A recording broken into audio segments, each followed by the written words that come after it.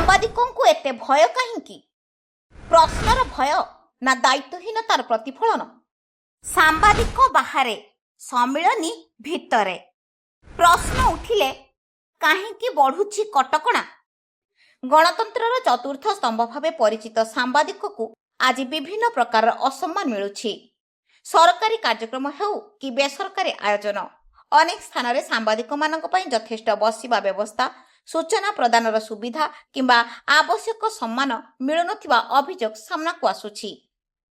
ଏକ ସମୟ ଥିଲା ଯେତେବେଳେ ଗଣମାଧ୍ୟମର ପ୍ରତିନିଧିମାନଙ୍କୁ ସମାଜ ଓ ପ୍ରଶାସନ ପକ୍ଷରୁ ଯଥେଷ୍ଟ ସମ୍ମାନ ଦିଆଯାଉଥିଲା। ସାମ୍ବାଦିକଙ୍କ ପ୍ରଶ୍ନକୁ ଗୁରୁତ୍ୱର ସହ ନିଆଯାଉଥିଲା ଏବଂ ଜନସ୍ୱାର୍ଥ ସମ୍ବନ୍ଧୀୟ ସୂଚନା ଦେବାକୁ ଦାୟିତ୍ୱବୋଧ ଦେଖାଯାଉଥିଲା। କିନ୍ତୁ ବର୍ତ୍ତମାନ ଅନେକ ସ୍ଥାନରେ ସାମ୍ବାଦିକଙ୍କ ପ୍ରତି ଆଚରଣକୁ ନେଇ ପ୍ରଶ୍ନ ଉଠୁଛି। ଯଦି ଆଜି ଆମେ ବାଲେଶ୍ୱର କଥା ଦେଖିବା, ଉପମୁଖ୍ୟମନ୍ତ୍ରୀ ବନ୍ୟାଞ୍ଚଳ ପରିଦର୍ଶନ କରିବାକୁ ଆସିଥିଲେ। ତା ସହିତ ଜିଲ୍ଲା ସୂଚନା ଓ ଲୋକସମ୍ପର୍କ ଅଧିକାରୀଙ୍କ କାର୍ଯ୍ୟାଳୟରୁ ହ୍ୱାଟ୍ସଆପ୍ ଜରିଆରେ ବାର୍ତ୍ତା ଆସିଲା ଉପମୁଖ୍ୟମନ୍ତ୍ରୀ ପ୍ରଭାତୀ ପରିଡ଼ାଙ୍କ ସନ୍ଧ୍ୟା 6 ଘଟିକା ସମୟରେ ସାମ୍ବାଦିକ ସମ୍ମିଳନୀ ଆୟୋଜନ ହେବ। ସାମ୍ବାଦିକମାନେ ମଧ୍ୟ ଉପସ୍ଥିତ ହେଲେ।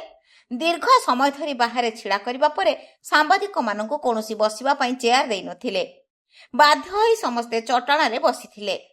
ତେବେ ପୂର୍ବରୁ ମଧ୍ୟ ଦେଖାଯାଇଛି ଯେ ସାମ୍ବାଦିକଙ୍କୁ ଡାକି ଆଲୋଚିତ ସଭାରେ ନ ବସାଇ ଅଧିକାରୀ ବାହାରେ ଆସି ପ୍ରତିକ୍ରିୟା ରଖୁଥାନ୍ତି।